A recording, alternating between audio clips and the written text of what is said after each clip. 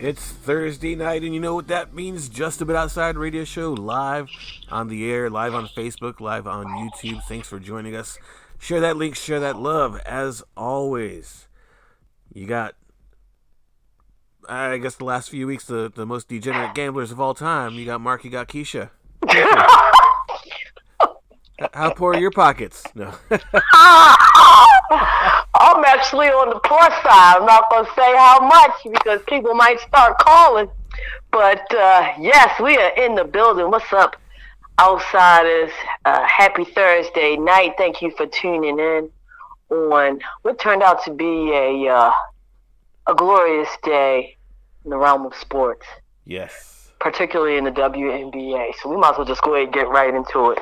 The biggest story of the day, right? Definitely. Absolutely.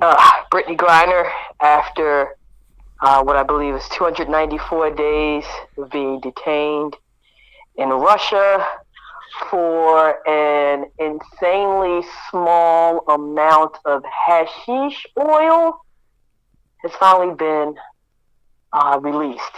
And I don't know exactly where she is right now, but is headed home.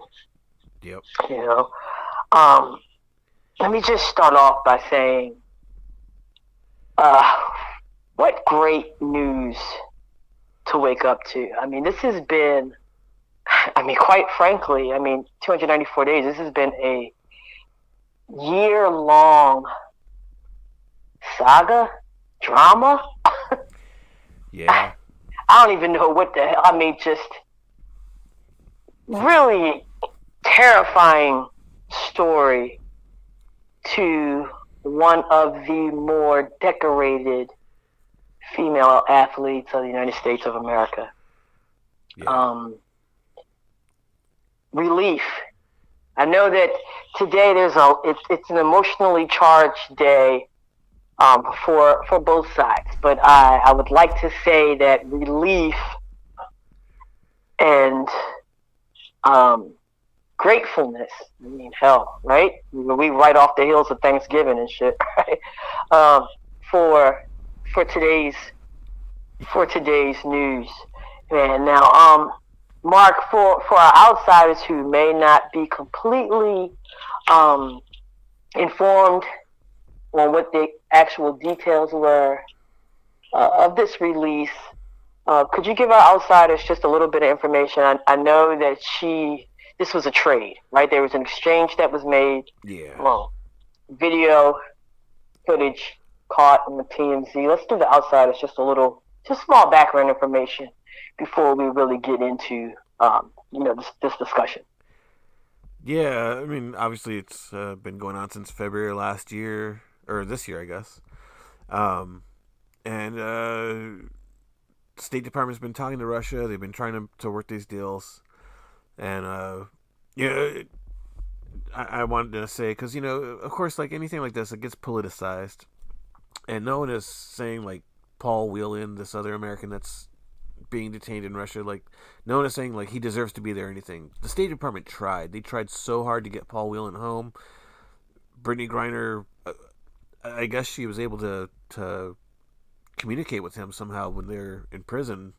And, her family got to know his family, and they're all really praying for Paul Whelan to get home as well. So, while he's still there, it's a win. Russia was not willing to let go of him, but like we said from the beginning, her detainment there was a political ploy, not anything to do with any actual crime. Foreign nationals that had been convicted of similar charges got way less sentences. Russia knew what they had in Brittany, and they used it to get Victor Boot out of American jail. He had served 15 of a 25-year prison sentence. The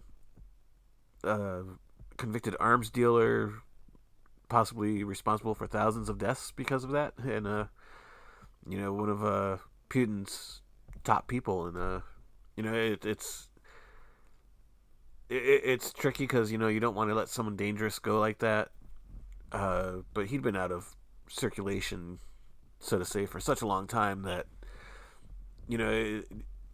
he's I don't want to say he's done his time, but he's been in the American judicial system for such a long time. that as much as she was a political prisoner, he kind of probably was too. And Absolutely. the State Department did what they had to do to get Brittany out. Paul Whelan's brother was on CNN this morning, almost immediately after the Biden press conference got over, and he praised the Biden administration. Said it's a great thing. They're very supportive of Brittany's family, and they understand how tough it is. And it is a tough situation, but we're all glad to see Brittany on her way home. Yes. Thank you, Mark.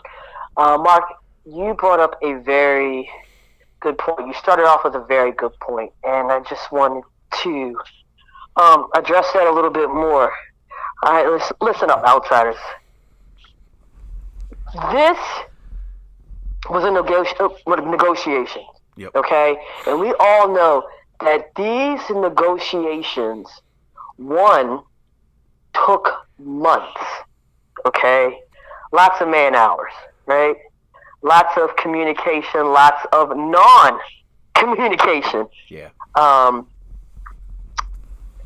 From the I'll just say the Russian team.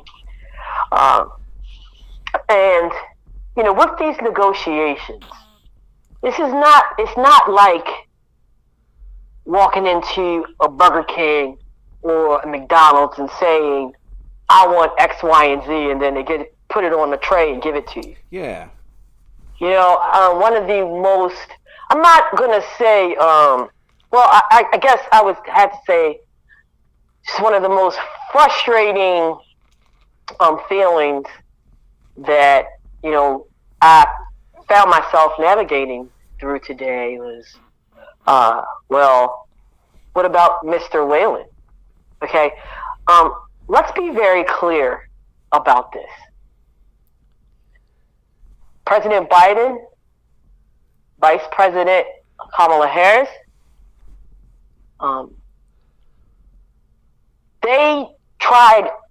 police believe that they tried everything in their power to get Mr. Whelan involved in this trade-off. Yep. Okay?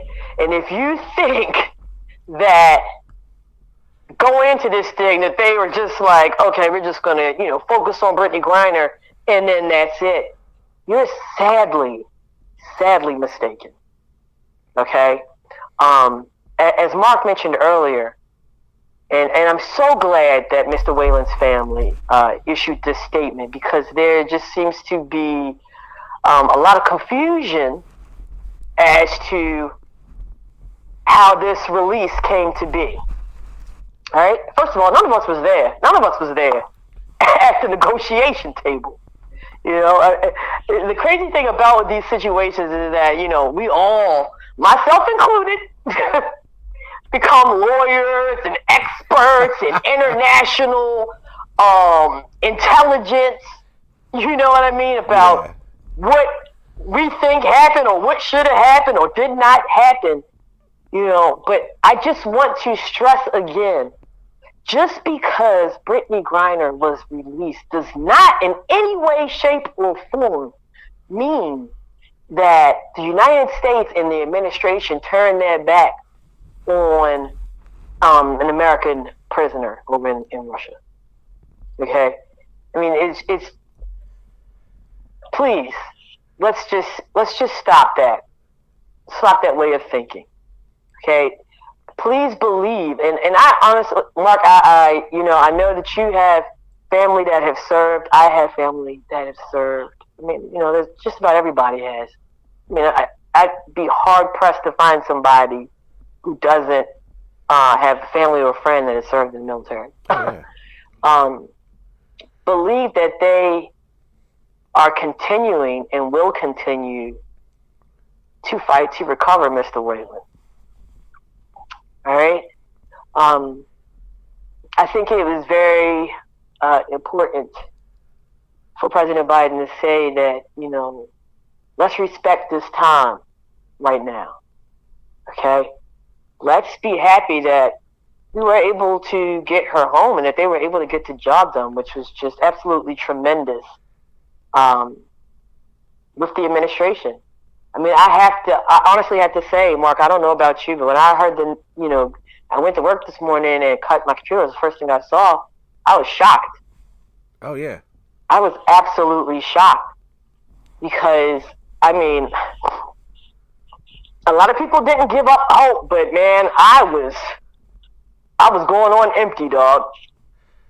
It just seemed like for such a long time that there was no headway being made whatsoever.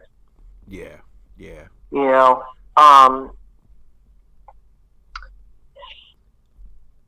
your feelings about, I mean, however you feel about her getting there in the first place and everything, I mean, you know, it's also a tough situation because, you know, as Americans living in America, I think we have a privilege of, well, we have a plethora of privileges that a lot of other countries don't have.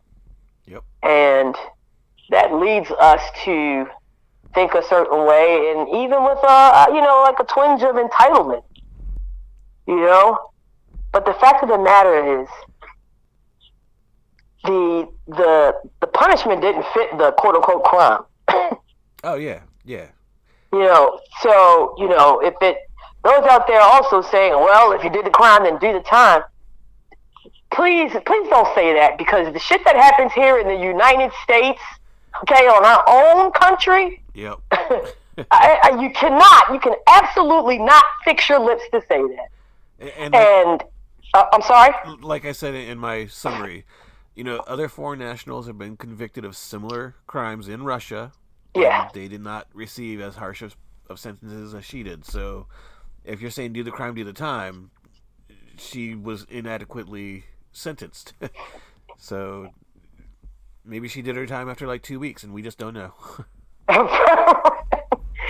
And, you know, I don't care what anybody says. I don't give a damn. You cannot tell me if your family member over here was, you know, locked up for less than a gram of, you know, marijuana, hashish, whatever the hell you want to call it, and get sentenced to, you know, 9+ years of prison, that you would not be falling out. Right. I mean, absolutely. I mean, the sentencing was on drug lord levels.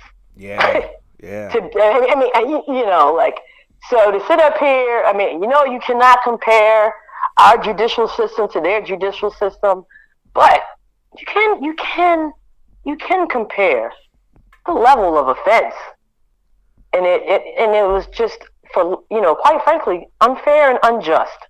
Yep. You know, I mean, 294 days, unfair and unjust. You know, as President Biden said, months. She lost months, damn near a year of her life. And I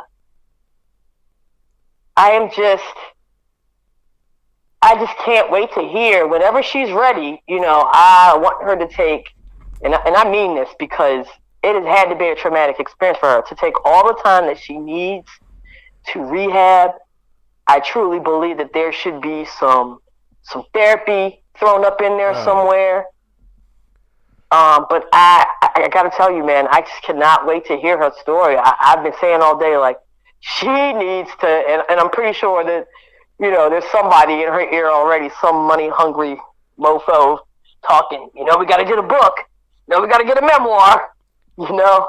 Which is ironic, because she went over there to make money because the WNBA players weren't being paid all that greatly.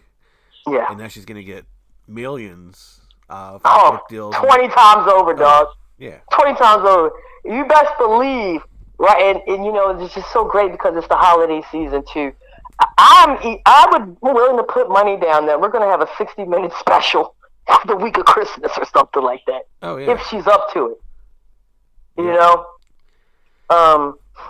You know, so beyond the 294 days that was stolen from her too, I'd be lying if I said I wasn't curious about her playing career. I mean, the conditions over there, forced labor, nutritionally, it might have damaged her body more than we can even fathom, and she may not be able to play again. So absolutely. You know, I was talking to a couple of my guy friends. Love y'all to death.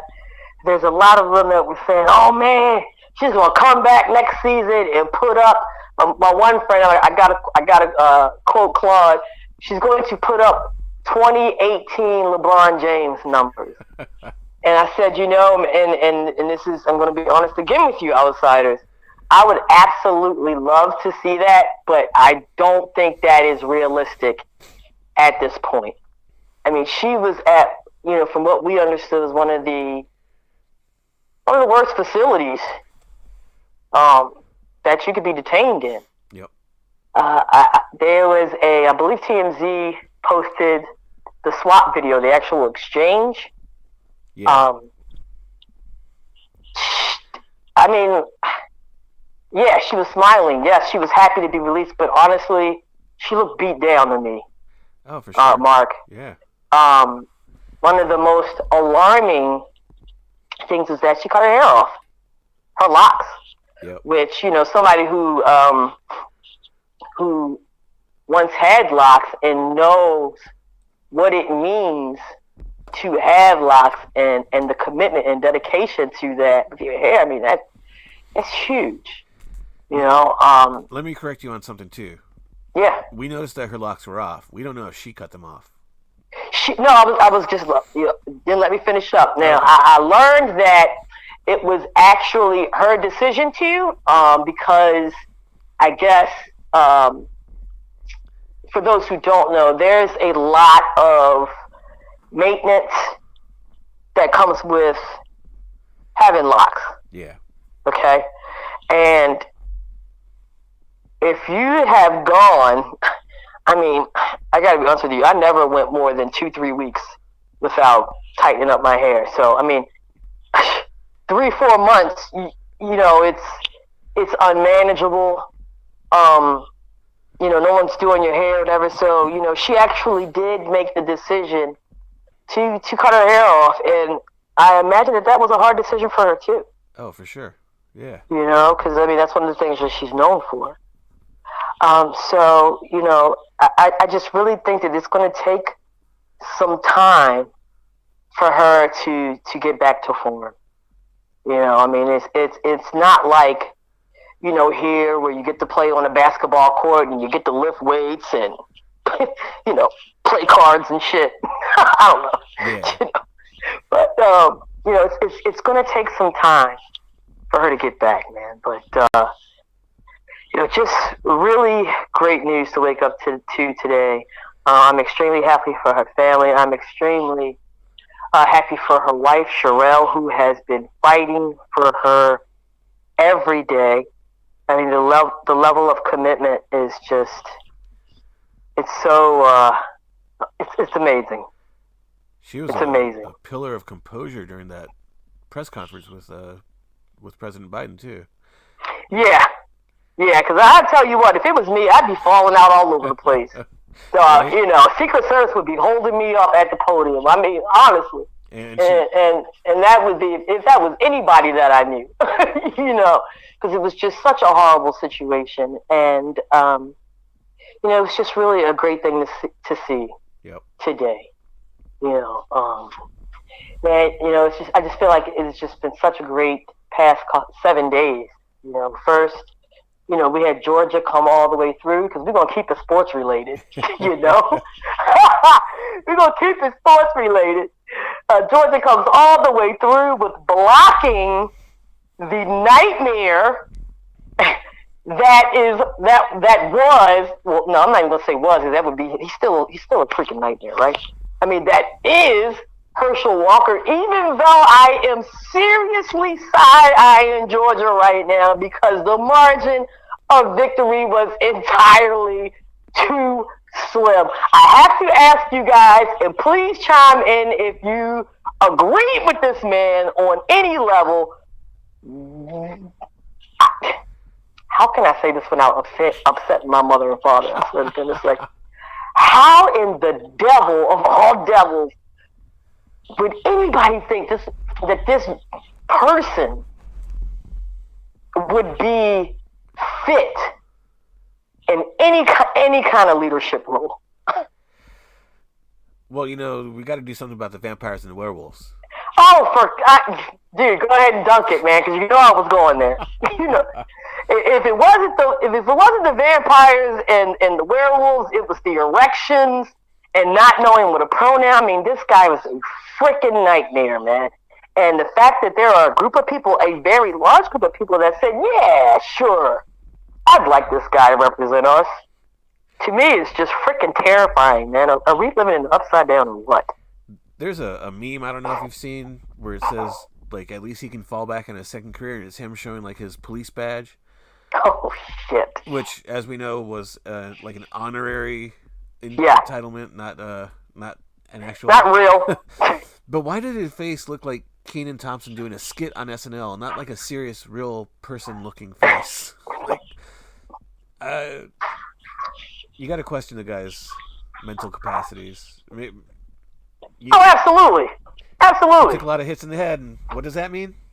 Yeah, CTE! I know I'm going to get banned one day for that, man. But yeah, man, I mean, just a good day, man, and it's just the little victories, right, to keep us going, right, and just good news 2 times in 1 week.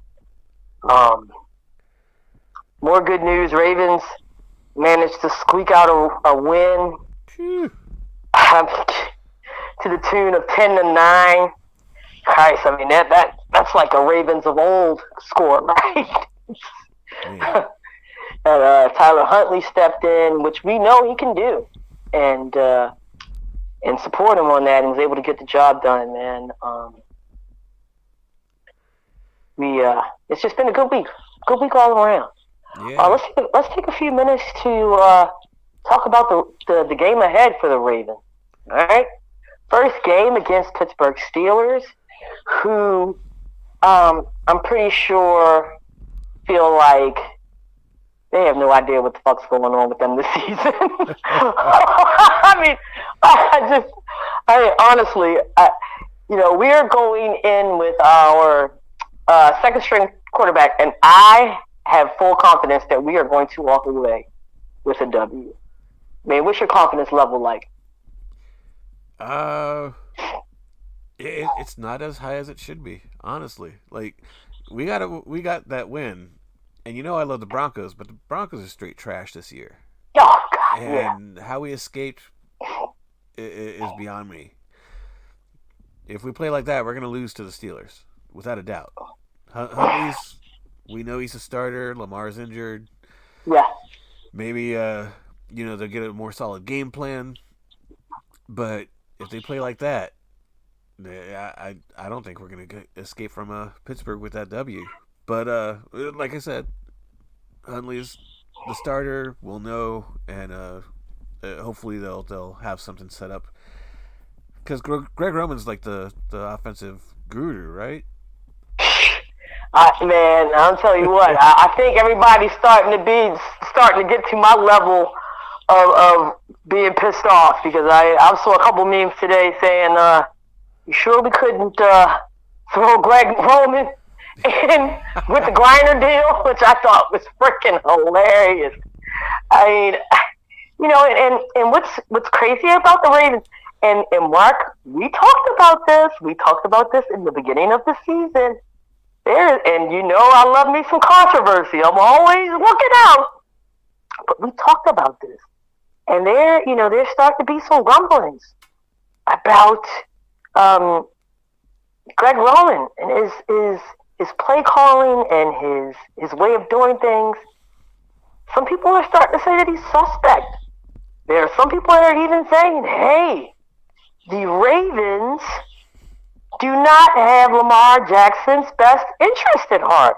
You remember I was talking about this in the beginning? Oh, yeah. Yeah. I said this very thing. I said, I hate to say it, but, it just feels like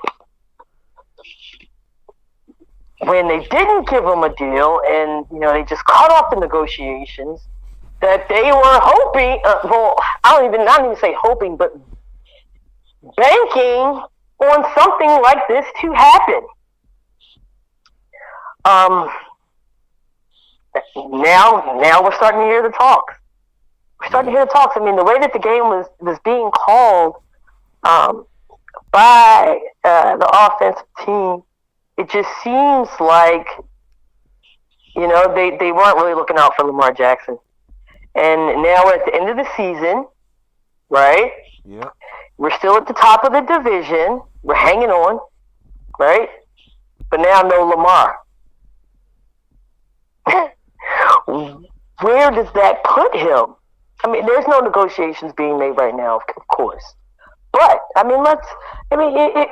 you were, top brass of the Ravens, where does that put Lamar Jackson right now, Mark? What, the sunny shores of Tampa Bay once Tom Brady retires? God damn. Lord, no, I'm coming, Elizabeth. Yeah, I mean, you gotta say it. They are in prime position to be in the driver's seat of this negotiation. I feel like it. That's how I feel. I mean, they're gonna put the franchise tag on him, so he's gonna be here next year no matter what. Yeah. But famously, Joe Flacco played lights out his contract year, and Lamar hasn't been able to do that. And maybe under the franchise tag he will, but by then will he even want to sign? And I think we all kind of know the answer to that. Yeah, and I never go by what people say. I always go by their actions. Yeah. And Lamar got into it on social media. God, my poor baby. Got into it on social media with, I guess, another fan. And I read a tone from Lamar Jackson that I don't think I've ever really heard before. Or felt before, I should say. Frustration? Yeah.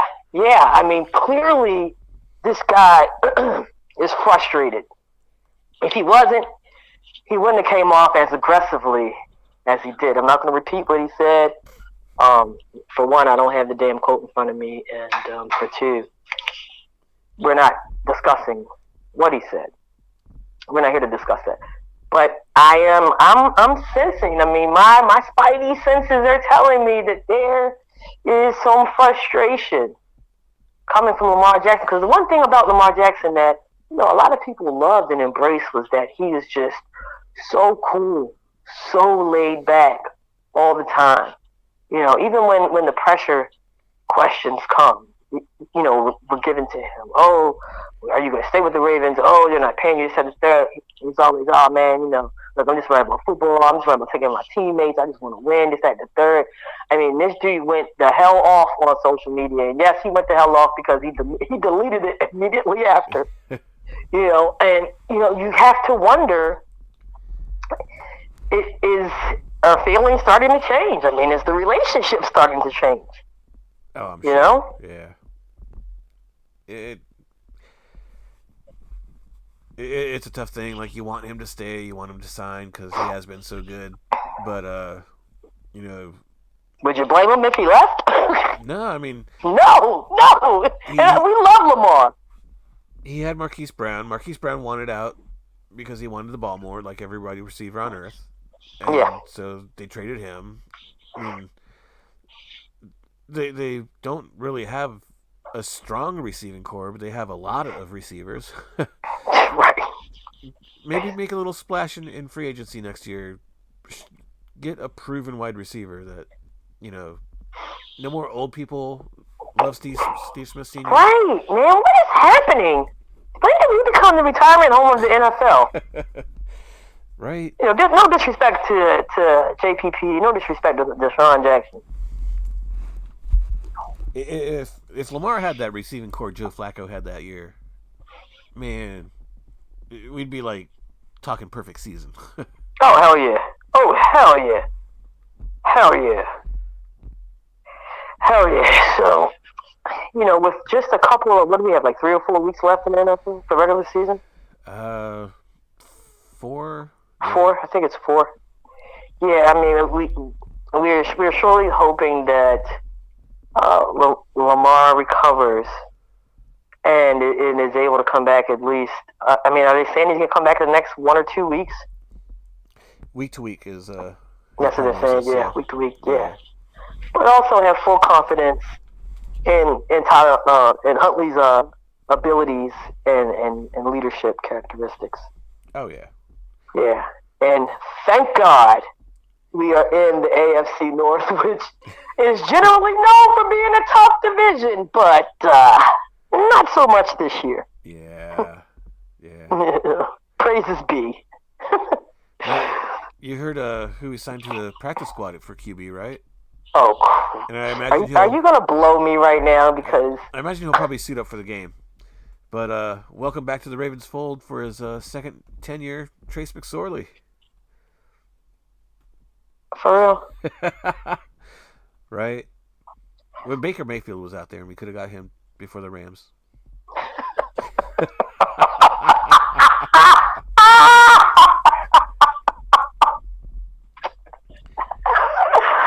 Alright, well, since we said Baker Mayfield, you want to transition to this Thursday night football game? Are the Panthers playing? Oh, wait, no. No! Baker's not with them anymore. No! More quarterback drama!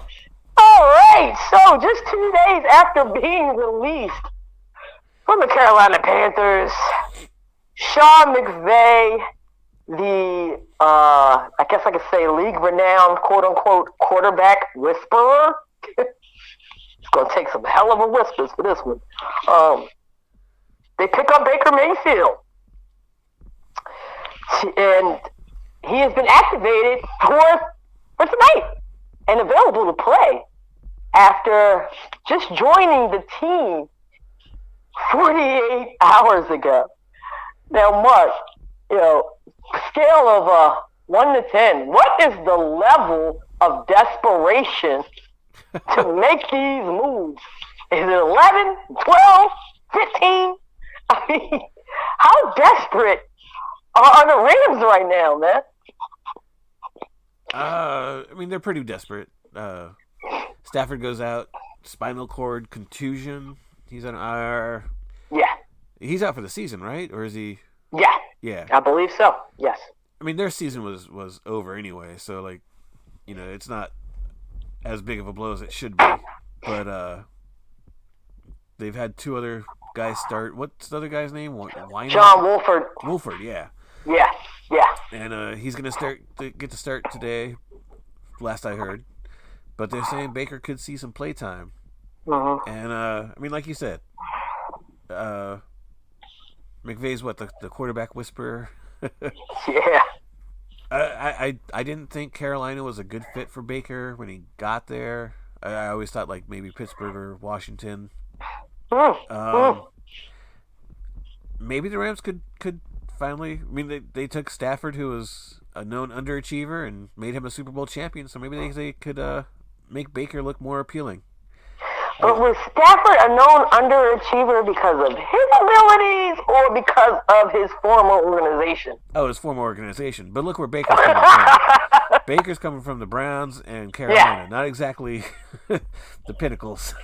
Yeah. And, I mean, I was never, ever a Baker Mayfield guy.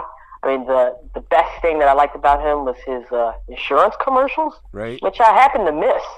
I don't know what the hell happened with that, but and this guy, he's had a rough career, Yeah. And if anything, I mean, I would never root or cheer for somebody to play poorly. Yeah. I just hope that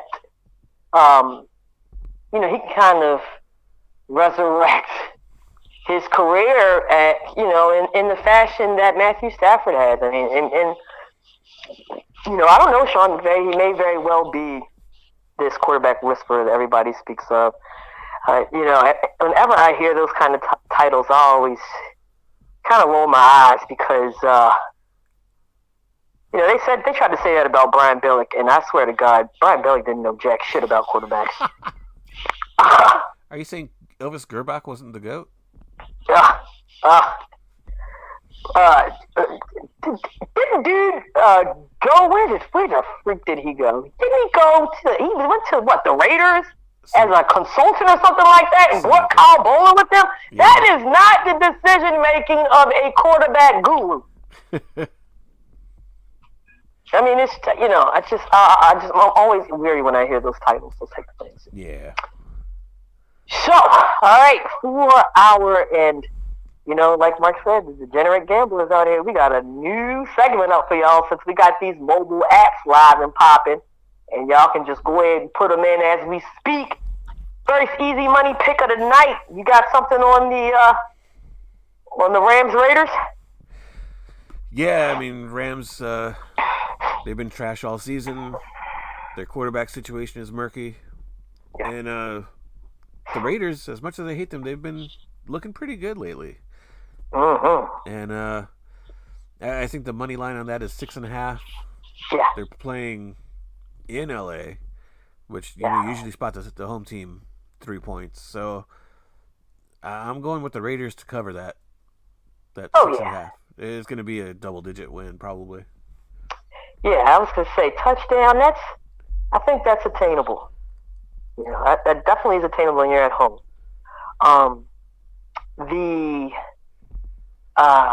What's the guy's name? Derek Carr, Devontae Adams combo has turned out some pretty good dividends. Oh, yeah. And if anything, in the fantasy land, they've turned out some very great dividends. I, for one, have Devontae Adams, and last game I think he scored me about 34, 35 points. Nice.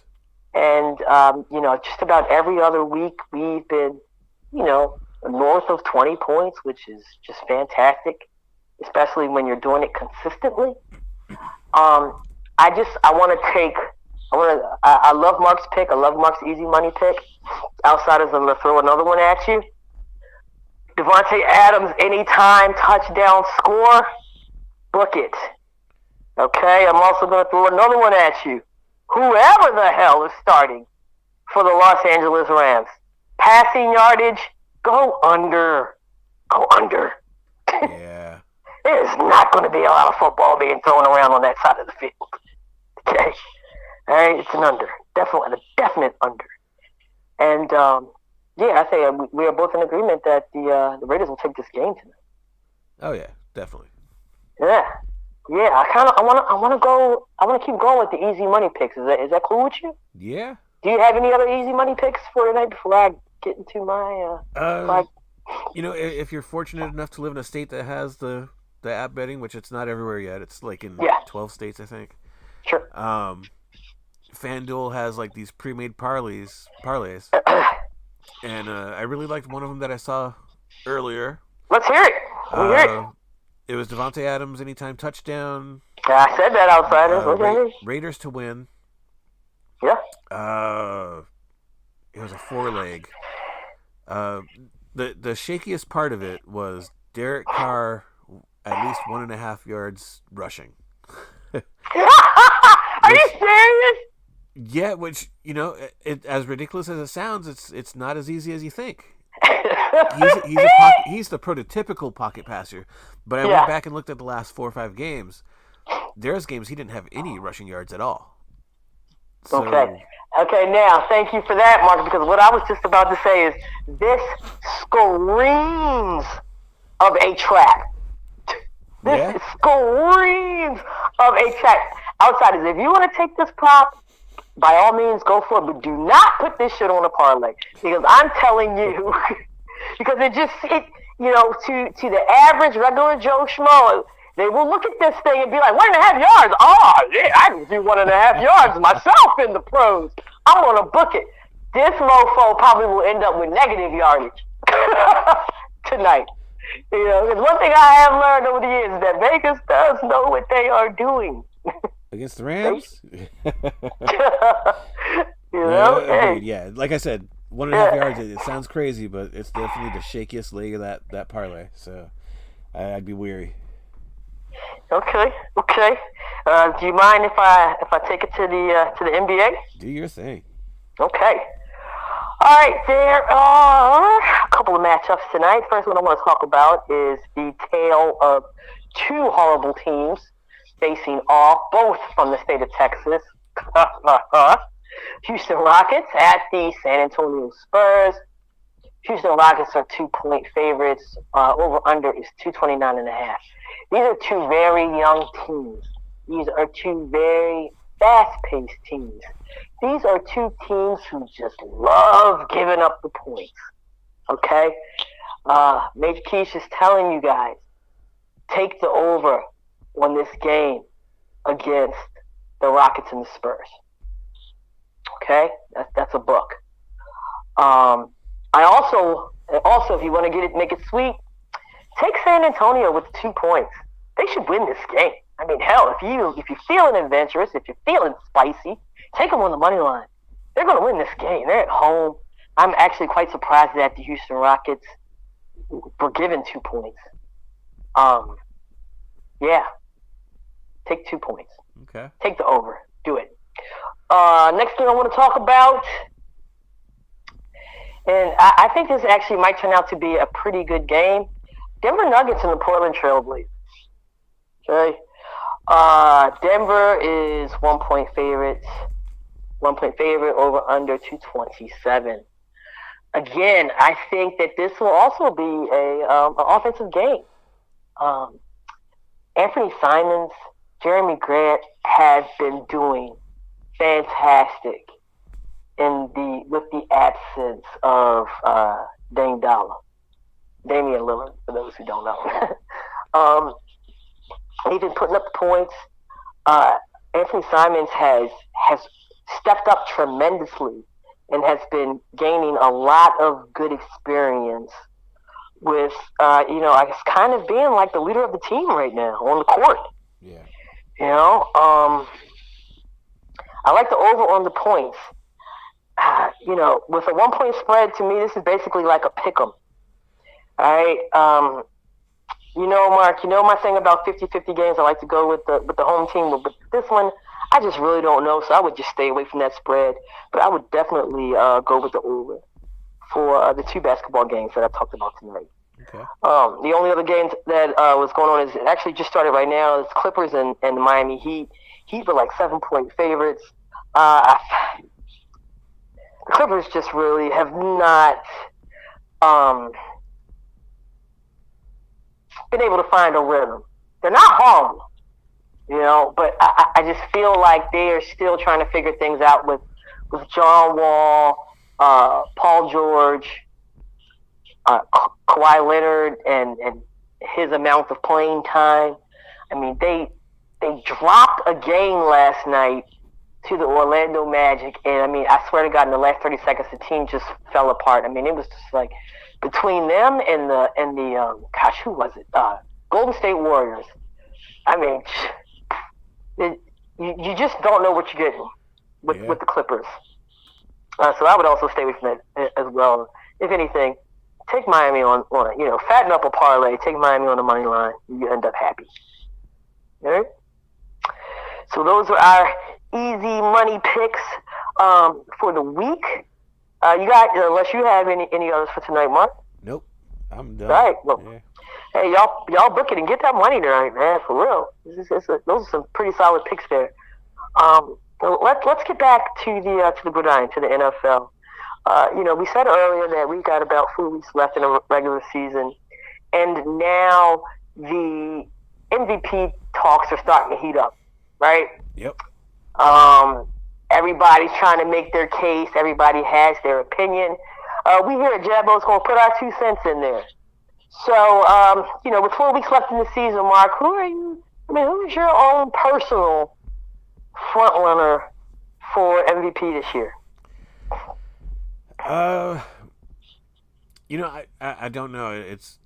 It's tricky. I think if you asked me a month ago, it would have been Josh Allen, but he hasn't exactly had the best month.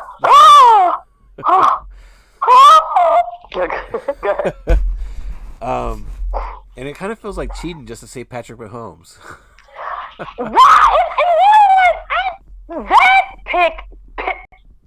That pick disturbs me. Okay, and I'd like to hear your reasoning behind, and because I mean I keep hearing Patrick Mahomes' name being tossed around, but I don't understand why. What is your reasoning behind that? Consistency, like Okay, I mean, okay, they have a few losses, sure, but I yeah. mean, week in week out, he's leading the team, and I mean that's what you want out of MVP. Um, like I said, it kind of feels like cheating though, just because he's won it there before. He's always in it. Um, there's one more guy I was thinking of that I can't remember who, so he definitely wasn't a Please, pick. I'm about to say, please say who I think you're going to say, because I'm about to just go all in on this dude. Go and say it because it's probably who I was thinking of, but I can't think of him for Is life. nobody talking about Jalen Hurts? Yes, Jalen Hurts. I mean, what the hell? How is he not at the forefront of everybody's MVP minds? How? I think, personal opinion. You know, Okay, come on, bring it. ever Bring since it. the Super Bowl win, the Eagles have kind of been trash, and their winning season kind of took a lot of people by surprise because they thought they'd be cellar dwellers of the NFC East again. Yeah. So I think people are just kind of expecting the Eagles to fall apart. And I have heard talk of Hurts as MVP. There's definitely talk out there. I don't think he gets as much burn as like Mahomes Yeah. or Josh Allen, which is surprising to me. It really is. It's surprising to me. I mean, here's a guy who, and like you said, Mark, since the Super Bowl win, I mean, the offense has not looked solid, right? I mean, they had their own share of quarterback problems. This guy comes in, I think his first official year was last season, right? Yeah. Like whole season? First whole season, yeah.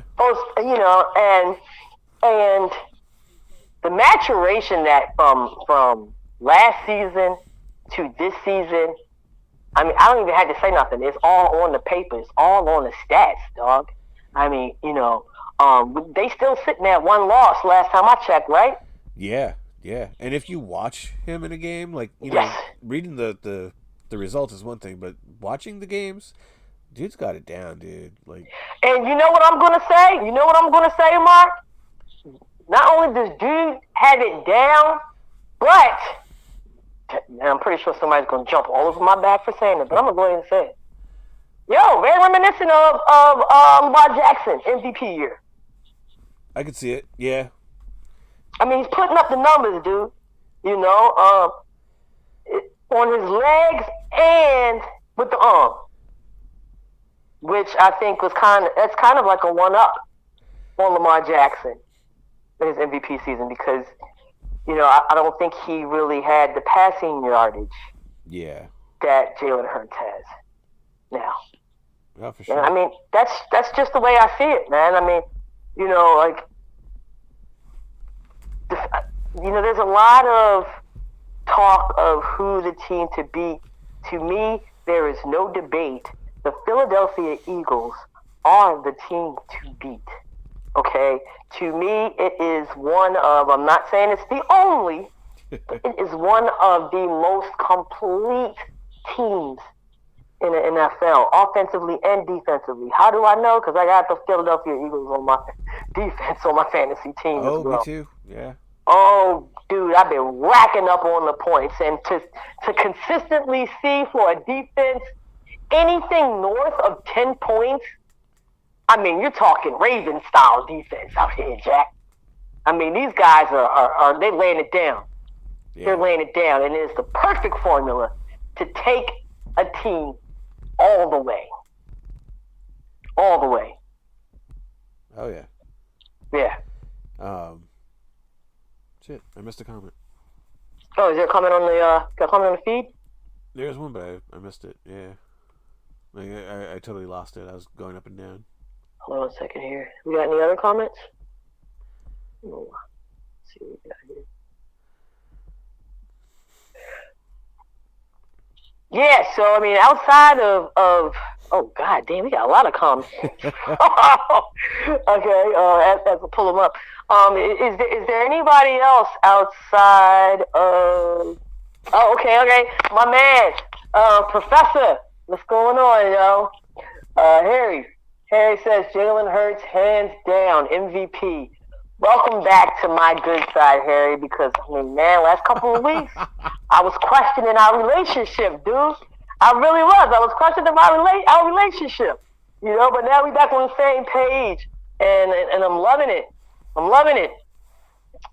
He also said New Orleans is number one in the West. I think Tampa Bay might have something to say about that. I think that was when we were doing the basketball. Okay. All right. Well, yeah. Big shout out to Zion and the Pelicans, man. Yeah. They starting to get their respect in their roses too. They're definitely doing the damn thing because we all know that Saints are hot shit. So there's a lot of Saints fans out there that is just holding on to the Pelicans for dear life just to stay sane this fall and winter. Right. So yeah, no doubt. I mean, I know it. I have friends who are hardcore Saints fans. That's like, well, I guess I'm going to start watching basketball now. And I don't blame them. I mean, we've been there as Raven fans. But with us, we don't have basketball, and the Orioles was hot shit. So it was really hard, really hard. Yeah. So. How crazy is it that the Eagles are like the team to beat? Yeah. And 2 years ago, the NFC least was the absolute worst trash division in football. Yeah. And now with the expanded wild card, they're looking to send all 4 teams to the playoffs. Oh, most definitely. And to me, that is the most interesting thing of this whole football season. Yeah. And you know me, I'm all about cycles. Nothing lasts forever. Yep.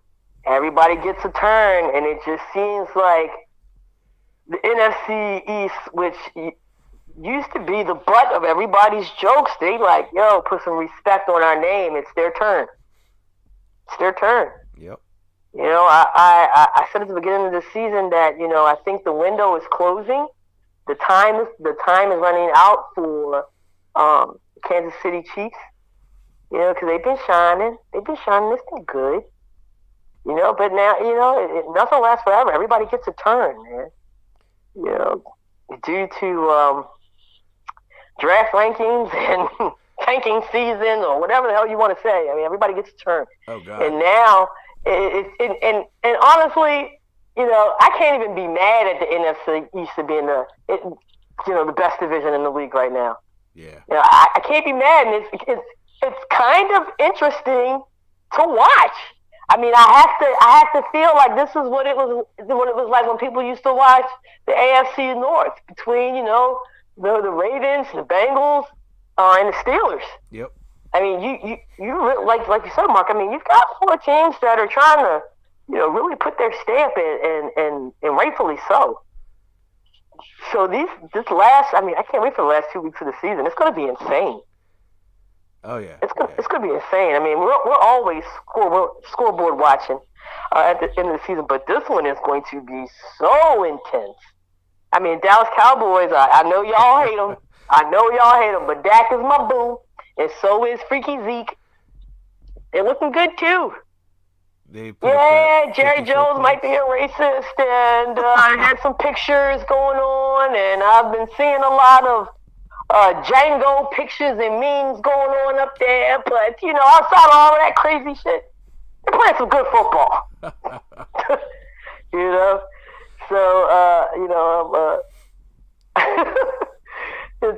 It's good to see. It's going to be a lot of fun. Okay, we got another comment popped up on the feed, and I think we're going to end it with this because this is something that I wanted to touch on, but I wanted to talk about it next week to give it more time. We have a comment on here that says, what do y'all think about these Major League Baseball contracts? Judge 360, Turner 300, etc.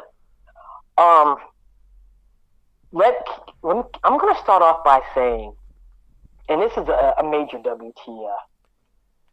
WTF, Boston. How the hell do you let Xander Bogaerts go? Right. And don't tell me that shit was about money because we know how deep y'all's pockets go. Okay? I mean, it's and honestly, was this not the glue that was holding this shit together? I mean, I just, what are you guys going to do now? What are you guys going to do now? And then on the and I'm going to get the judge in a minute. And the other side of this, which I find so very interesting, what are the Padres thinking right now? They already have a shortstop. What the fuck's going on, man? Seriously. What do you think is going through their minds right now with this move? Yeah. I don't have anything to say on that because it was baffling. It was. I mean, that was my first thought. Like, dude, you already have a shortstop. We know they like stacking players from those crazy trades at the deadline, yeah. But it's going to get a little crowded there in San Diego, and I think we're going to see some changes to the team. Yeah. I mean, Manny's at third, right? And then you had El Nino. Yeah. I mean, did something happen during the suspension? It's just such a bizarre move. And like you said, you have to think somebody's on their way out the door. Or, I mean, like you mentioned, the suspension. Maybe they know something else is going to come down, and they just want to be staffed. Oh Lord, I'm coming, Elizabeth. El Nino, please, Lord. You know how much I love that dude, man. I hope not, but I mean, it's just very baffling and very eyebrow-raising. I gotta say that. Yeah. So let's go ahead and talk about the big one. Aaron Judge decides to stay with the New York Yankees. I'm not surprised at that. Were you surprised at the amount of money that was settled on? Not really. I mean, really? We've seen big deals like that in baseball. As much as I'm for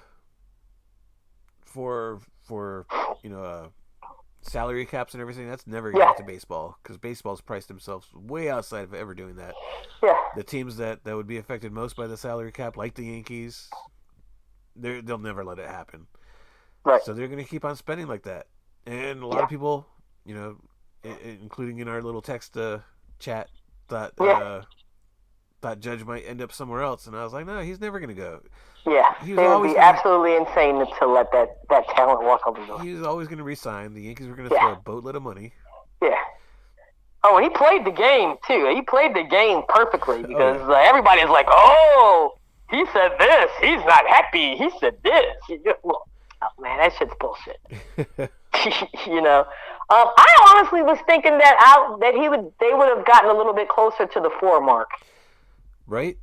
Yeah. And that's what I mean by the surprise.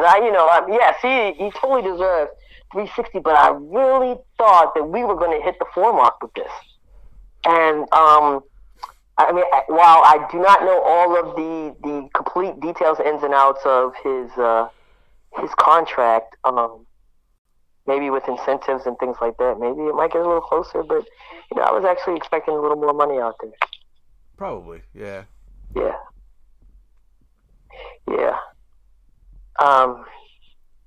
You see, we got another comment on the feed here. The professor, I'm currently looking for a team because the Phillies are basically my Nationals now. Well, if you want a wild ride, you can always come to the 410. We can welcome you with open arms. It's a lot of fun here. He also believes that Juan Soto will get the $400 million. Well, Juan Soto gets the $400 million. Aaron Judge should have got that. But hey, he's happy. They're happy. We'll see you on the baseball diamond next season. Look, when you're at $360 million, are you going to miss another $40 million? Yeah, telling you, he could probably get that in an endorsement deal. Oh yeah. Yeah. Absolutely. And was he named MVP of the season? I don't think so. He damn well should have been. Damn it. Yeah, 'cause I mean, what he did this year was just. I mean, and I hate the Yankees, and my distaste for Aaron Judge grew when he criticized our ballpark. But man, was he fun to watch this season. Oh yeah. Yeah, it was great. It was great. All right, I don't think we have anything else on the menu tonight. Did I miss anything, Mark? Anything you want to put out there? Any real long wrestling? Nothing I could think of. There's a couple of shows Saturday, NXT Deadline at like 8 o'clock on Peacock.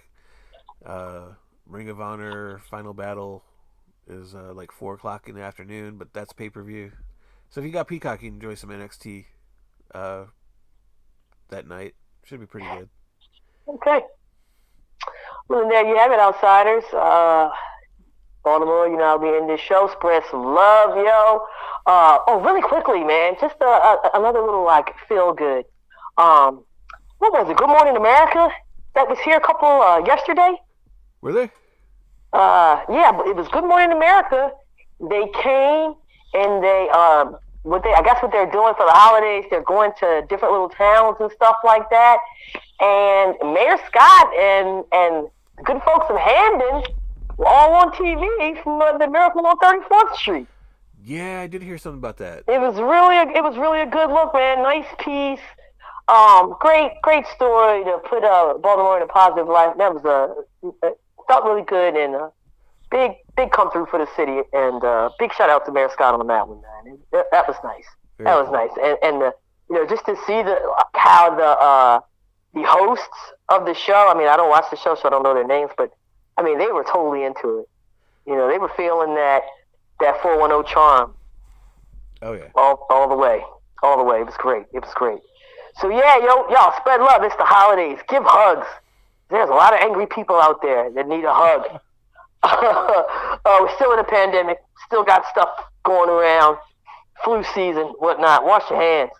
Wash that ass. I'm Keisha. On the other end of the line, that's my dude, Mark. And we're just a bit outside. Y'all enjoy the rest of your week. Peace.